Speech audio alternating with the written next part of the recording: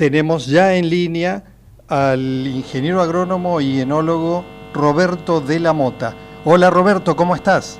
Hola, ¿qué tal? ¿Cómo te va? Bien, bien, gusto en saludarte y muchas gracias por tu tiempo. No, al contrario, el gusto es mío y agradecido por el llamado de ustedes. Roberto es uno de los grandes enólogos que está haciendo grande nuestra vitivinicultura hoy, pero además es hijo del, podemos decir, mítico don Raúl de la Mota, sin duda el mejor enólogo del siglo XX, así que gran anticipo en tu carrera tenés, Roberto, con la historia de don Raúl, tu padre, ¿no?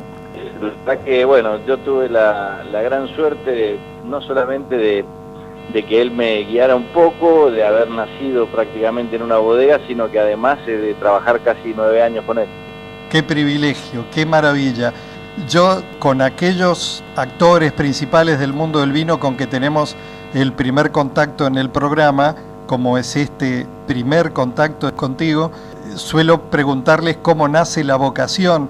En tu caso creo que ya queda definido que hubo todo un ambiente propicio que a vos te hiciera interesarte por esta actividad del vino, de la vitivinicultura, y en esos inicios, con la referencia y guiado por tu padre, ¿cómo fueron esos primeros años? ¿Dónde comenzaste tu carrera laboral? Mira, yo en realidad cuando era niño vivíamos con mi familia en la bodega Arisu de Mendoza, sí. Con lo cual mis días transcurrían en la mañana en el colegio y en la tarde en la bodega, compartiendo con los operarios de las distintas áreas y demás, así que me la pasé la infancia jugando dentro de una bodega que era gigante.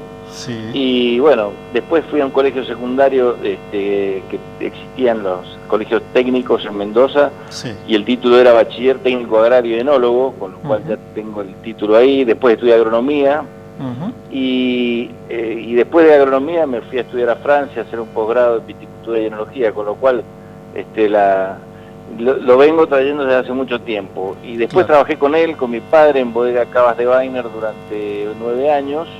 Y en el 94 comencé a trabajar en Chandon, al principio ocupándome de los viñedos, como responsable de viñedos, y después como me tocó hacer cosas muy lindas ahí, porque pude hacer un proyecto nuevo que era Terrazas de los Andes, sí. Y después de Terrazas de los Andes tuve la enorme suerte también de poder hacer un vino en conjunto con el Chateau Cheval Blanc, que se llama Cheval des Andes, sí, señor. Y que, bueno, la verdad que fue fueron etapas muy lindas, como la etapa de ahora, que es totalmente diferente, porque es dentro de un proyecto muy pequeño, en una viña muy especial, así que bueno, todas las etapas son lindas.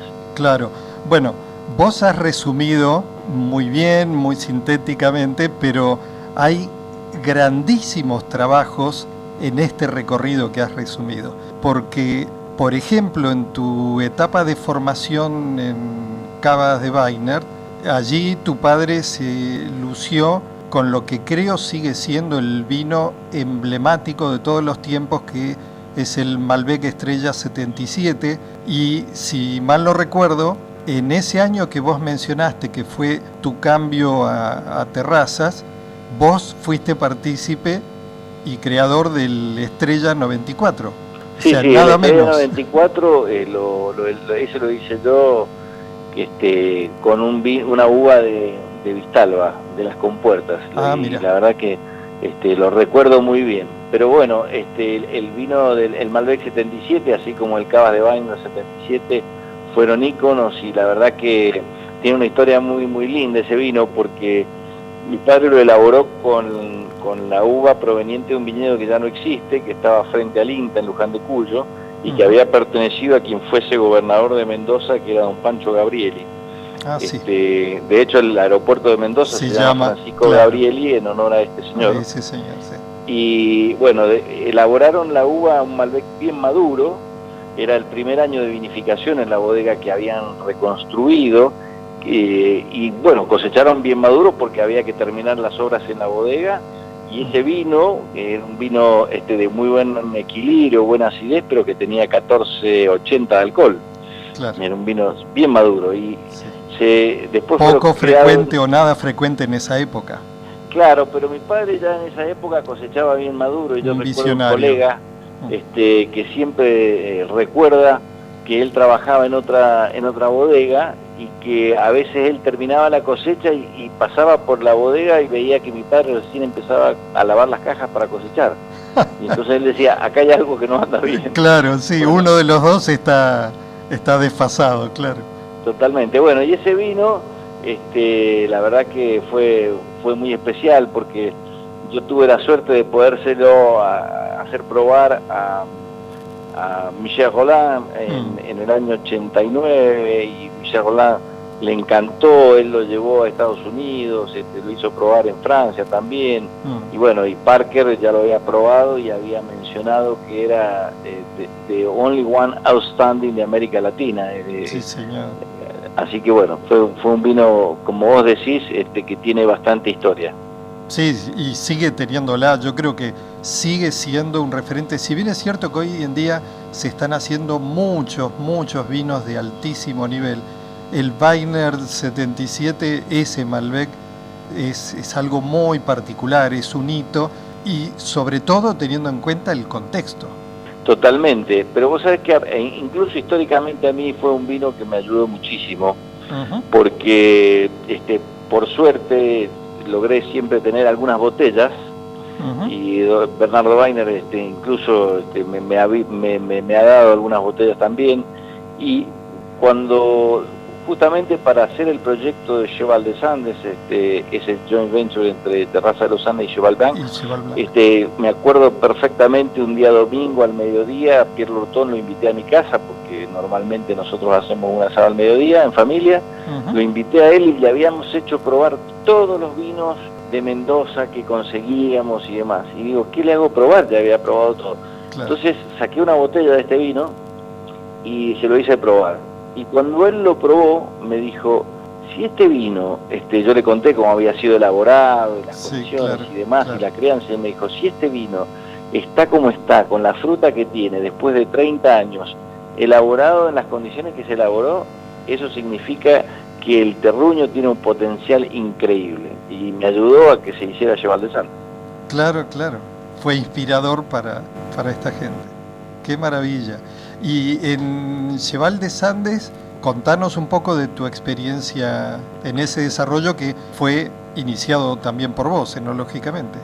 Claro. Bueno, fue una cosa muy linda que hicimos con Pierre Lurton, que sigue siendo el CEO de Cheval Blanc y también de Chateau d'Yquem.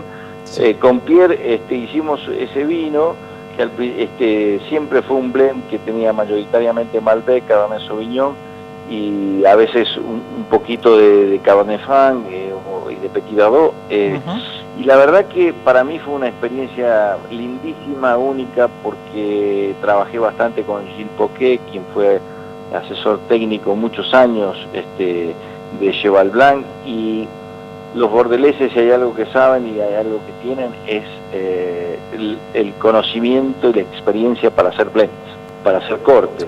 Entonces tuve la enorme suerte de trabajar con él haciendo cortes y fue lindísimo, fue un aprendizaje muy bueno. Yo sostengo algo así como que el corte es algo más que la sumatoria de las partes, ¿no? Porque en ese arte de saber dar la proporción de cada uno de los buenos vinos que lo integran, obtenés siempre un plus si estás haciendo un buen trabajo creativo, ¿no? Totalmente, y vos sabés que eso pasa inclusive cuando uno elabora vinos, y en la vinificación uno elabora distintos tanques o distintas vasijas, no importa la forma de la vasija, uno elabora distintos vinos. Cuando uno los ensambla, aunque sean muy jóvenes, siempre el vino resultante es mucho mejor que las partes por separado, siempre. Y cuando uno hace un blend, antes o después de la crianza y de su pasaje por barrica o por madera de distintos tipos, siempre el blend te permite la complementariedad de los distintos vinos, porque hay vinos que son más ricos en taninos, otros más ricos en fruta, otros más grasos, y cuando uno va combinando eso va creando lo que es más importante en un vino de guarda, que es la complejidad, es decir, que empiecen a aparecer gran cantidad de atributos aromáticos y gustativos y que lo hacen al vino cada vez más interesante. Complejidad y armonía, ¿no? Y encontrarle esa justa interacción, esa justa armonía, creo yo que es la palabra, ¿no? Sí, totalmente. Y después entonces de Cheval des Andes habías concluido ese resumen de trayectoria en un emprendimiento del que sos parte, no solo enológicamente, sino como socio del emprendimiento, que es Mendel Wines, ¿verdad? Totalmente, eso empecé muy temprano, eso fue en el 2004, porque quienes son mis socios, son 4 hermanos de Buenos Aires, habían conseguido una viña muy especial en Luján, una viña plantada en 1928, y la verdad que cuando me propusieron que los ayudara técnicamente y después rápidamente me pidieron que los acompañara en el emprendimiento. Te incorporaras, sí.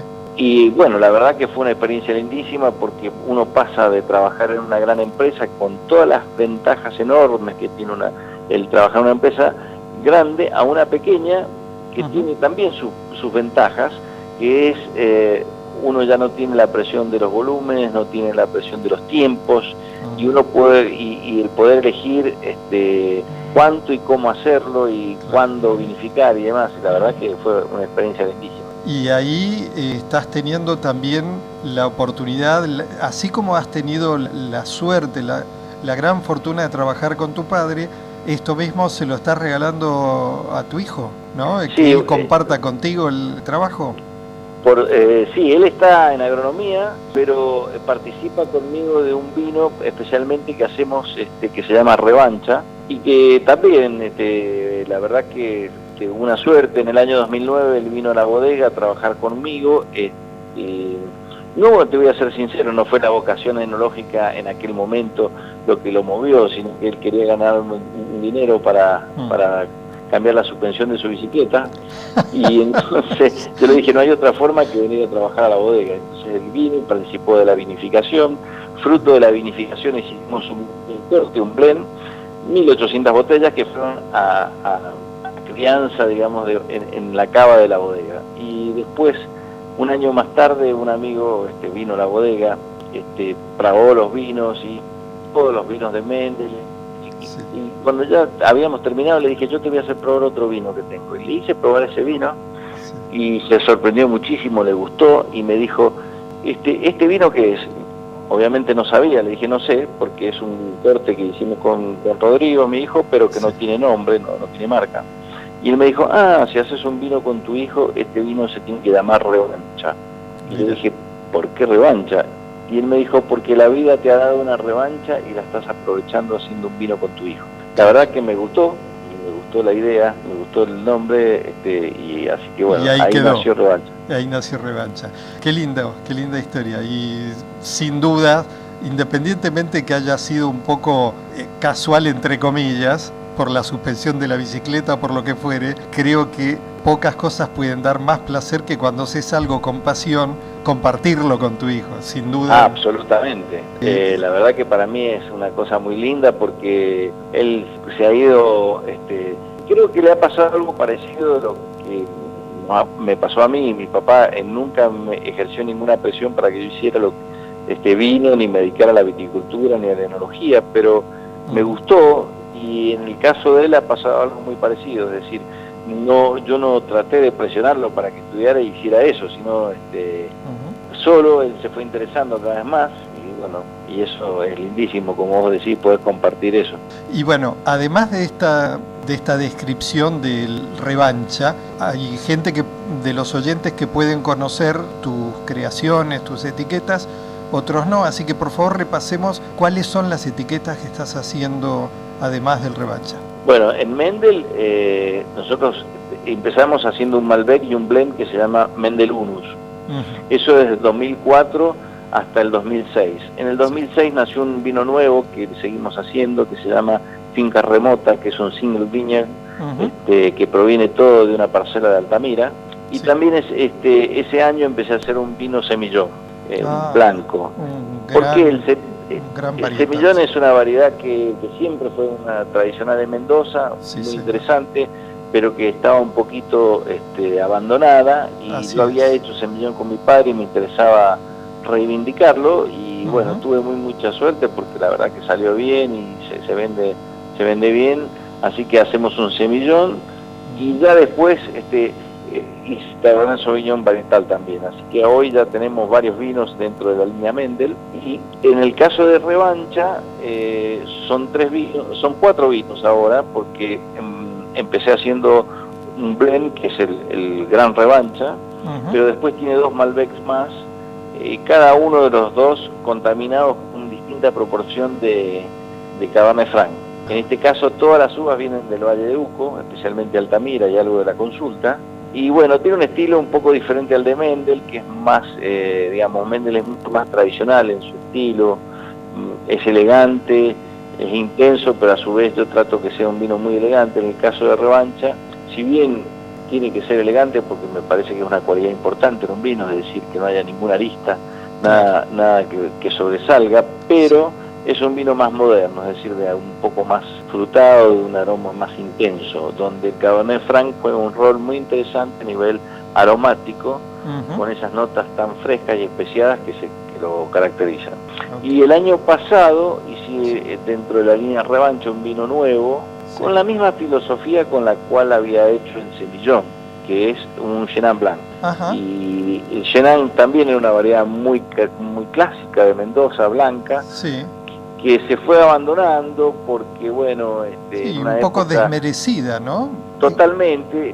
Tiene su explicación técnica, digamos, porque en la década del 80 se hizo una selección que se multiplicó mucho en los 90, que era una selección que se llamó Pinot del Albar, que era una selección hecha por el INTA buscando mayor productividad. ¿Por qué? Porque el Chenin Blanc tiene racimos pequeños, se corre y entonces no produce mucho. Obviamente la nueva selección fue interesante a nivel rendimiento, pero no tanto a nivel característica. Claro, porque la alta producción hace que no tenga tanta intensidad aromática, es un vino mucho más liviano, se perdió, digamos. Y entonces estuve buscando durante mucho tiempo una viña de la vieja selección y pude encontrar el año pasado una viña que también tiene una historia muy linda, porque era una viña que perteneció a Nico Marchiori en Agrelo. Claro, que era proveedor de uvas, que le comprábamos la uva en Weiner, cuando yo estaba en Weiner. Y bueno, cuando yo empecé a trabajar en 1985 en Weiner, el primer trabajo que me dieron mi padre y el señor Bernardo Weiner fue ir a cosechar una viña de Chenin. Y era esta Claro, y era esta. El padre de Andrea. Exactamente. Después Mantiel la vendió y ahora la tiene otra persona. Entonces, para mí fue como volver a los comienzos. Encontrar esa viña fue un placer enorme. Y bueno, de ahí sale el Chenin, con el cual hicimos la primera revancha Chenin Blanc. Y bueno, este año, justo hoy, lo trasegué para que empezara a fermentar. Lo sembramos hoy para que empezara a fermentar. Y una cosecha algo tardía, llamémosle. ¿Cuándo se cosechó esa uva? Se cosechó la semana pasada. La semana pasada. Sí, vos sabés que el semillón de Altamira lo voy a cosechar el lunes. Mira. Sí, porque, bueno, los blancos que hacemos nosotros, que vienen de zonas más bien frescas. Más frías, tardan un poquito más, son un poco más remolones. Claro, y hay que cosechar un poco. A mí me gusta que tengan, obviamente no sobre madurez, porque tiene que tener buena acidez, buena frescura, pero que esté madura la uva y bueno, recién está ahora. Interesante. Y mira, a propósito de eso te iba a preguntar, quién si no, palabra autorizada, tu opinión, tu evaluación preliminar, porque todavía está en curso, ¿cómo evalúas la proyección de esta cosecha 2017, Roberto? Mira, vos sabés que creo, en primer lugar, va a ser una cosecha relativamente reducida en volumen, porque tuvimos una helada que si bien no alcanzó a quemar la viña, impactó bastante en la floración, especialmente en las zonas frías, de las zonas altas de Mendoza, y entonces, producto de esa helada, tenemos un rendimiento relativamente escaso. Pero a nivel cualitativo creo que va a ser un año fantástico, porque lo que estamos elaborando ahora está saliendo muy bien, hay muchísima intensidad de color, buenos aromas en los tintos, yo creo que va a ser una muy buena cosecha. Roberto, un placer haber compartido este rato contigo. Pasó volando, muy interesante, muy claros tus comentarios. Da para hablar tantísimo contigo, así que con cierta periodicidad te vamos a llamar para charlar de esto que podés dar cátedra, que es vino, historia del vino y todo alrededor de la actividad vitivinícola. Así que por hoy te agradezco este tiempo y que sea hasta muy pronto. Bueno, yo te agradezco a vos, la verdad que para mí es un enorme placer haber podido compartir un momentito con ustedes, y te mando un gran abrazo desde Mendoza. Del mismo modo, espero poder saludarte personalmente en breve, espero ir por Mendoza a mediados del mes próximo y que sea hasta muy pronto entonces. Bueno, hasta pronto, te mando un gran abrazo. Gracias. Ha sido el ingeniero agrónomo y enólogo Roberto de la Mota.